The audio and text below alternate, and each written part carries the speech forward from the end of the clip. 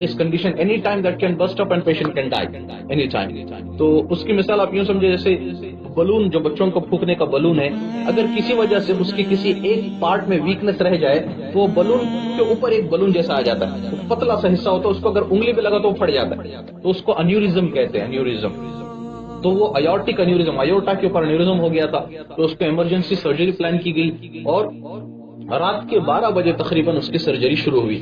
وہ سرجری میں وہ ایورٹا کو نکال دیتے ہیں اور بعض مرتبہ وہ ایورٹک والو کے ساتھ، یا اگر ایورٹک والو اچھا ہے تو صرف ایورٹا آرٹیفیشل لگا کے چینج کرتے ہیں، دل کے اوپر کا پوری رگ چینج کرتے ہیں. It's a very big procedure, very lengthy procedure. Sometimes it takes more than 12 hours، sometimes 8 hours. تو وہ it depends on the condition of the patient.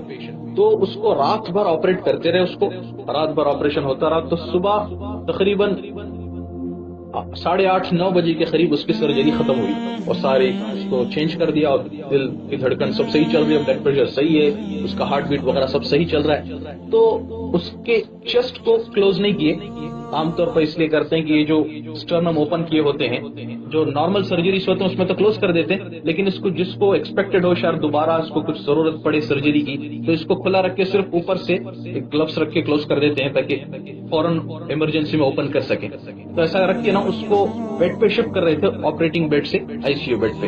تو جیسے اس کو شفٹ کیا تو ایک دم سے اس کی دل کی دھڑکن جو ہارٹ ریٹ تھا وہ نیچے جانا شروع ہو گیا، بلڈ پریشر اس کا نیچے جانا شروع ہو گیا اور بالکل اس کی کنڈیشن خراب ہونی شروع ہوئی. کبھی کیا ہوا، اس کو واپس شفٹ کرو.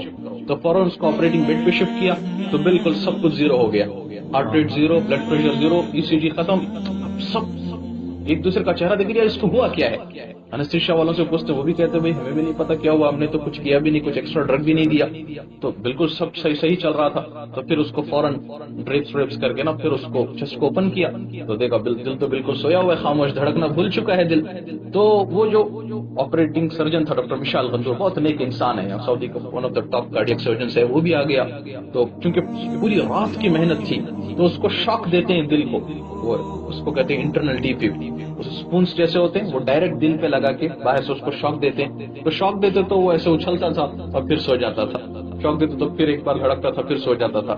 تو وہ جو سرجن ہے اس نے دل کے پیچھے ایک ہاتھ رکھا اور دوسرے ہاتھ سے دل کو ایسے دبانا شروع کیا، پمپ کرنا شروع کیا جیسے دل پمپ کرتا ہے. اور وہ دباتا تھا اور ذکر کرتا تھا لا حول ولا قوت الا باللہ، لا حول ولا قوت الا باللہ، لا حول ولا قوت الا باللہ، انا للہ و انا الیہ راجعون.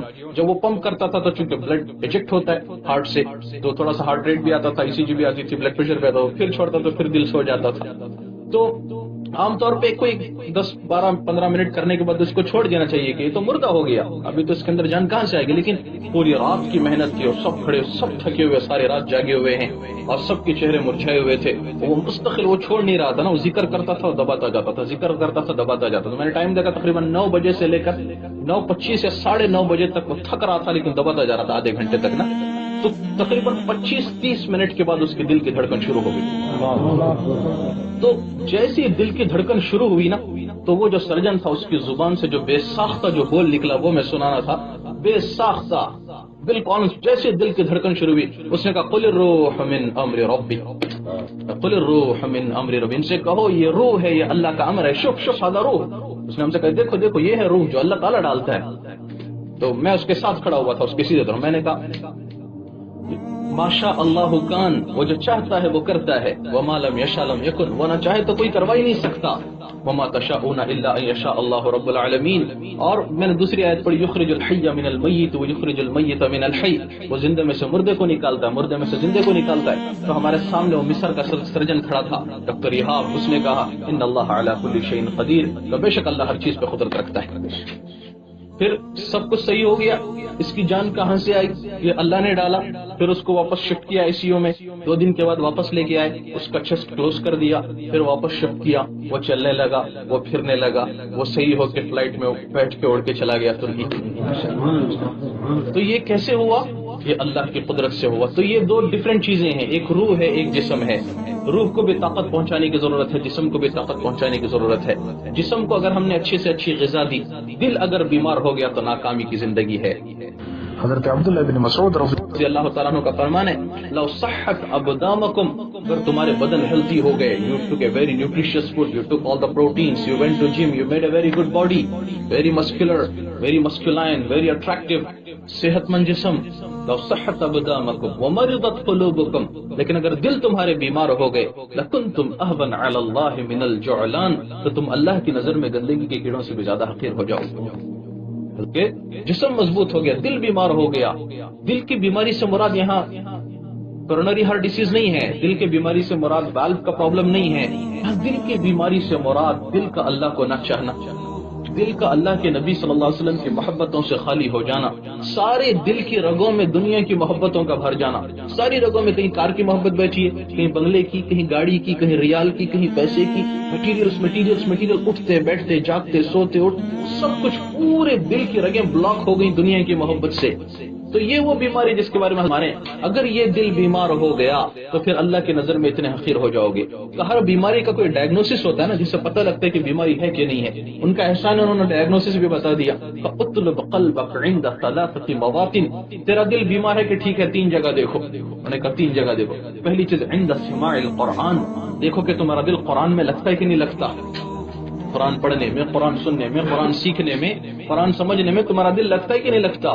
وفی اوقات الخلوہ، پہلا کیا کہ اگر تمہارا دل قرآن میں لگتا ہے کہ نہیں لگتا. وفی مجالس الذکر، دوسری بات یہ کہ تمہیں اللہ کے ذکر کی مجلسوں میں تمہارا دل لگتا ہے کہ نہیں لگتا، کہ اکتاہٹ ہو جاتی ہے. اور تیسری چیز وفی اوقات الخلوہ، دیکھو کہ تنہائی میں تمہارا دل اللہ کے لیے تڑپتا ہے کہ نہیں تڑپتا. جب تم تنہا ہو کبھی اللہ سے گفتگو کرتے ہو کہ نہیں کرتے، دل سے کبھی اللہ سے بات کرتے کہ نہیں کرتے. فَإِن لَّمْ تَجِدْهُ فِي هَٰذِهِ الْمَوَاطِنِ، اگر تیرا دل قرآن میں نہ لگے اور اللہ کے ذکر کی مجلسوں میں نہ لگے اور تنہائی میں اللہ کی یاد میں نہ لگے، فَاسْأَلِ اللَّهِ أَن يَمُنَّ عَلَيْكَ بِقَلْبٍ فَإِنَّهُ لَا قَلْبَ لَهُ، تو مانگ اللہ سے کہ اللہ تجھے دل عطا کرے، تیرا دل مر چکا ہے. اس دل کا علاج کرانا ضروری ہے. حضرت حسن بصری رحمۃ اللہ علیہ کے پاس کچھ لوگ آئے، انہوں نے کہا حضرت دعا کیجئے، آپ درس دیتے ہیں، آپ کے درس کا ہمارے دل پہ اثر نہیں ہوتا، ایسے لگتا ہے جیسے ہمارے دل سو گئے، ایسے لگتا ہے جیسے ہمارے دل سو گئے. حسن بصری نے فرمایا یوں نہ کہو ہمارے دل سو گئے، یوں کہو ہمارے دل مو گئے، مر گئے. نے کہا حضرت دل بھی مر جاتے ہیں؟ کہا ہاں دل بھی مر جاتے ہیں. تو کہ یہ دل کو بنانے کی محنت ہے کہ دل جسم بھی بنے، روح بھی بنے. جیسے جسم پہ محنت ہے ایسے روح پہ محنت ہے.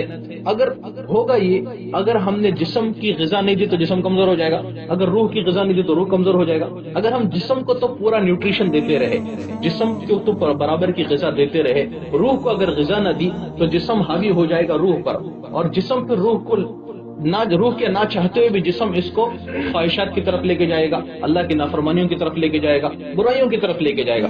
جیسے قوی گھوڑا ہے، گھوڑا بہت مضبوط ہے اور اس گھوڑے پہ سواری کرنے والا بڑا کمزور ہے، دبلا پتلا ہے. گھوڑے کو تو خوب کھلایا، سوار کو اگر نہیں کھلایا تو پھر کیا ہوگا، وہ گھوڑا جہاں مرضی لے جائے گا اور سوار کو لے جا کر پٹک دے گا. تو جسم کی مثال گھوڑے کی سی ہے، روح کی مثال اس پہ سوار کی سی ہے. وہ جب گھوڑا مضبوط ہے تو سوار کو بھی مضبوط کرو، ورنہ گھوڑا جہاں چاہے گا کھینچ کے لے جائے گا. اگر سوار مضبوط رہا تو اس گھوڑے کو کنٹرول میں رکھے گا، وہ جہاں چاہے گا منزل کی طرف لے کے جائے گا. ورنہ یہ گھوڑا جہاں دوڑتا جائے گا، یہ مجبوراً اس کے پیچھے دوڑتے دوڑتے دوڑتے پھر ایک وقت آتا ہے جب تک احساس ہوتا ہے بڑا راستہ ختم ہو چکا ہوتا ہے. وہ جو لوٹ آئیں تو کچھ کہنا نہیں، وہ جو لوٹ آئیں تو کچھ کہنا نہیں، بس دیکھنا انہیں غور سے، جن منزلوں پہ خبر ہوئی کہ یہ راستہ کوئی اور تھا. منزلوں پہ جا کے پتا چلا، جب زندگی ختم کے قریب تھی تب پتا چلا یار ہم کہاں کی دوڑ لگا رہے تھے، ہم کہاں بھاگ